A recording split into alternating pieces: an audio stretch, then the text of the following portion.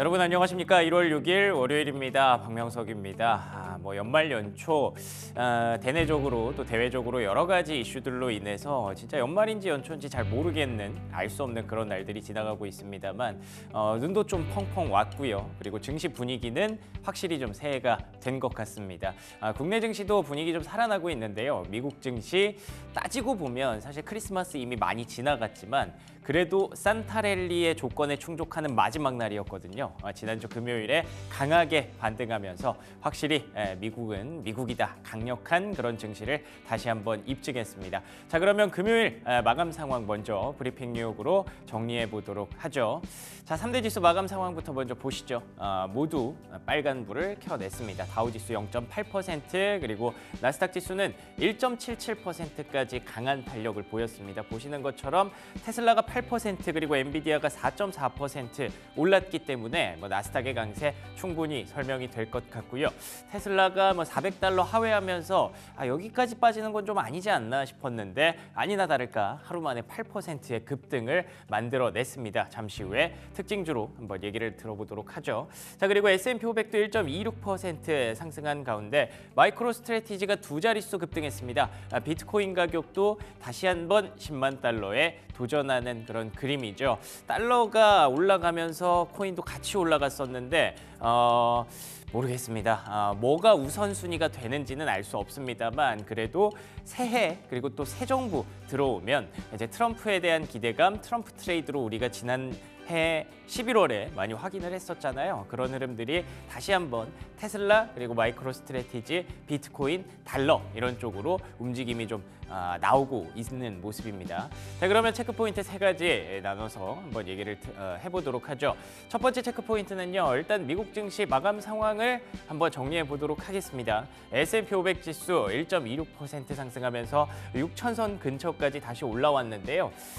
제 주변에서 이런 얘기를 하더라고요. 역시 미장이 다이나믹하긴 하다. 이런 얘기를 지난주 금요일에 좀 하는 모습이었는데 보시는 것처럼 진짜 다이나믹하죠. 11월과 12월의 어떤 그림들 그리고 1월에 들어와서도 이게 좀 새해 들어오면 좀 오르겠지라고 생각을 했었는데 첫날부터 브레이크가 좀 걸리면서 불안한 모습을 노출했던 미국 증시였습니다. 그런데 제가 말씀드렸죠. 어쨌든 산타랠리 마지막 날이거든요. 그러니까 연말 5거래일 그리고 연초 2거래일까지 7거래일 동안의 산타랠리라고 우리가 지칭을 하는데 저번 주 금요일이 연초 두 번째 거래일이었죠. 잖아요. 그래서 그때 이렇게 또 바닥을 잡아주면서 올라오는 모습이 강력한 그런 미국 증시를 입증했다라고 표현할 수가 있겠죠. 그런데 좀 애매해요. 그러니까 이게 사실 추세가 살아있다라고 볼 수 있는지 무너졌다라고 봐야 되는 건지 이 두 가지의 갈림길에서 계속 지금 고점 테스트를 하고 있는 그런 분위기인 것 같습니다. 그래서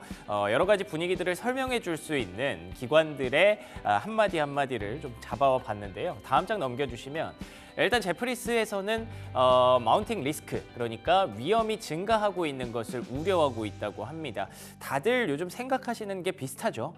트럼프 정부 들어서면 이 정책이 과연 계속 시장에 긍정적으로 작용을 할 것인지 아니면 그때부터는 이제 채권 금리가 상승하면서 달러의 강세 압력으로 인해서 시장이 차익 매물을 출회할 것인지 이 부분들을 지금 걱정하는 모습을 제프리스에서도 지적을 했고요. 그리고 플러스 알파로 AI에 대해서 약간은 좀 의구심, 실망감 이런 것들이 표현이 될 수 있기 때문에 사실은 지금 어느 정도 버블이 끼어 있다라고 보는 그런 제프리스의 관점이었습니다. 그런데 또 반면에 다음 장 넘겨주시면요. 캐피털 이코노믹스라는 곳에서 얘기한 게 AI 하입 그리고 미국 예외주의 이런 것들을 얘기를 합니다. 아무리 트럼프 정부가 들어서고 관세 전쟁이 일어난다고 해도 미국은 다를 것이다 라는 포인트가 역시나 미국 예외주의의 첫 번째 관점이죠. 그런데다가 그 미국은 다를 것이다라고 얘기하는 이유가 이 AI 하입입니다. 우리가 알고 있는 AI, 지금 쓰고 있는 챗GPT 이런 것들이 다 지금 미국에서 생산돼서 전 세계 사람들에게 영향을 미치고 있기 때문에 AI에 대한 어떤 열풍 이런 것들이 분명히 2025년에도 미국 증시를 끌어올려 줄 수 있을 것이다라고 보는 캐피털 이코노믹스의 그런 포인트였습니다. 결국 앞에 제프리스의 얘기 그리고 뒤에 캐피털 이코노믹스의 얘기를 정리해 보면 결국 그 안에는 AI가 숨어 있는 겁니다. AI가 과연 진짜로 의구심을 자아내고 실망감을 자아낼 것이냐가 포인트고요. 그렇지 않고 그걸 다시 한번 증명을 해낸다면 미국 증시는 올해도 작년만큼은 아닐지 모르겠지만 그래도 강한 모습을 이어가지 않을까라는 그런 고민 속에 증시가 움직이고 있다고 보시면 되겠네요. 자, 그러면 두 번째 체크 포인트 보도록 하겠습니다. 두 번째 체크 포인트는 금리 얘기 좀 해보려고 합니다. 시장이 상승하고는 있지만 그래도 계속 좀 불안한 모습이 분명히 도처에 깔려 있기 때문에 그런 부분들을 계속 체크해 보고자 금리 얘기를 좀 가져와 봤는데요. 이거는 금리가 아니고요. 미국의 ISM 제조업 PMI입니다. 보시는 것처럼 49.3이 나왔고 여기 밑에 계속 머무르다가 톡 올라온 거거든요. 그래서 9개월 만에 최고치를 달성했다라고 보시면 되는데 이게 사실 좋은 건지 나쁜 건지를 생각해 볼 필요가 있다는 거죠. 다음 장 넘겨주시면 이렇게 ISM 제조업 PMI가 오르고 그리고 뭔가 경기가 괜찮다, 경기가 미국이 계속 뜨겁다라고 얘기를 한다면 이렇게 연준에서 분명히 제동을 걸 수 있거든요. 연준이 걱정하고 있는 게 이제 새 정부 들어왔을 때 인플레이션이 상승하면서 금리를 똑같이 인하를 했다가 작년처럼 막 계속 인하를 했다가 이 인플레이션 상승률을 더 북돋아 줄 수 있는 더 가속화시킬 수 있는 걸 걱정하고 있잖아요. 근데 미국 경기가 뜨거우면 알아서 물가는 계속 올라가는 겁니다. 뭐 굳이 트럼프의 정책이 들어가지 않아도 연준이 금리 인하를 하지 않아도 미국의 물가와 경기는 계속 올라갈 수 있기 때문에 그러면은 반대로 생각했을 때 우리가 미국 경기가 좋은 게 별로 시장에 도움이 안 될 수도 있구나라는 부분들을 생각해 봐야 된다는 거죠. 이렇게 연준이 다른 생각을 할 수 있거든요. 금리 인하 속도를 계속 제한할 수 있거든요. 그래서 다음 장 넘겨주시면 이게 이제 10년물 국채금리인데 보시는 것처럼 계속 상방에서 머물러 있습니다. 이게 살짝 꺾이면서 좀 내려오는 줄 알았는데 또 지난주 금요일에 4.6%까지 올라갔거든요. 그렇게 되면 미국의 지표가 계속 좋아지고 그리고 금리도 오르는 게 정말 좋은 거라고 할 수 있는지 조금 생각해 봐야 될 문제인 것 같고요. 그리고 또 작년 12월까지는 이렇게 괜찮았지만 올해 1월부터 이제 트럼프의 취임부터는 사실 지표가 조금 꺾일 거라는 얘기도 많이 나오고 있죠. 아무래도 관세, 감세 뭐 이런 것들이 정책적으로 막 바뀌는 것들이 많아지면서 시장이 좀 위축될 수 있다라는 부분들도 있기 때문에 오히려 조금은 위축되는 걸 우리가 기다릴 수도 있을 것 같다는 그런 생각이 듭니다. 조금 더 추이를 놓고 지켜보도록 하죠. 자, 그리고 세 번째 체크 포인트, 요즘 또 걸리는 부분이 유가라고 제가 말씀을 드렸었는데 금요일에도 이렇게 또 상방을 테스트를 했습니다. 보시는 것처럼 아래쪽에 있는 박스권은 이제 완전히 벗어난 그런 분위기고요. 75달러 근처까지 터치를 하면서 74달러 부근에서 거래가 마무리가 됐습니다. 이렇게 되면은 이제 좀 상방을 잡았구나라는 생각이 들게 하고요. 이게 일시적인 현상인지 과연 추세적인 현상인지 이 부분들을 좀 생각해 볼 필요가 있는데 다음 장 넘겨주시면요. 사실 최근에 이 천연가스 변동성이 굉장히 커지면서 유가가 같이 올라온다고 생각을 했었거든요. 여러 가지 포인트가 있어요. 여기에는 이제 러시아와 우크라이나를 연결하는 가스관을 우크라이나가 차단해 버렸죠. 이게 50년 만에 처음 있는 일이라고 합니다. 그 부분 때문에 일단 천연가스 가격이 급등이 좀 나왔고요. 그리고 트럼프 정부 들어서면 천연가스 가격으로 유가를 좀 잡겠다라는 그런 보관이 있다고 하잖아요. 그래서 최근에 천연가스 보시는 분들이 점점 늘어나고 있는데 근데 금요일에 이렇게 급락이 나왔거든요. 8%의 급락이 나왔던 걸 보면 대신에 유가는 오르고 천연가스만 떨어졌다. 이건 좀 생각해 볼 문제가 있다는 거죠.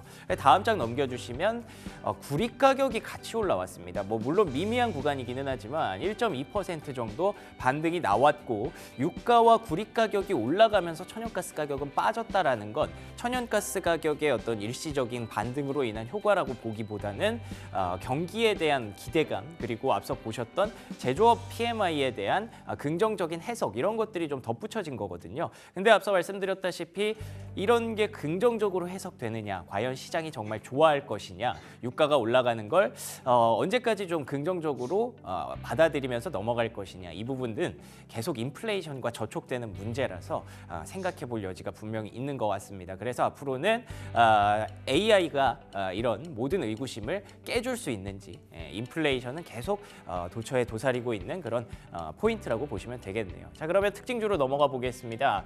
섹터맵 보시는 것처럼 산타랠리 마지막 날은 확실히 좀 달랐습니다.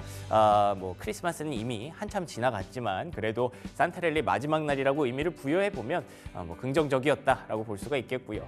테슬라와 엔비디아가 역시나 그 중심에 서 있는 걸 확인할 수가 있고요.